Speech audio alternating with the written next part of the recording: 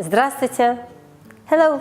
Minu nimi on Aleksandra Murre. Ma töötan Kadrioru kunstimuuseumis. See on osa suurest Eesti kunstimuuseumist ja asub kaunis barokklossis Kadriorus. Kadrioru barokkloss on Eesti ainus Peeter I residents ja praegu on see kunstimuuseum, kus saab näha Lääne-Euroopa ja Vene vanade meistrite teoseid. Kui kunstimuuseum ei tähenda vaid näitusi, siin kõlab muusikakontserditel, siin saab lapsi harida, ajalugu käega katsuda, vaadata teatrietendusi. Lossis töötamine on suur privileeg, sest iga päev elad sa ajaloo keskel. Tere tulemast Kadrioru kunstimuuseumisse.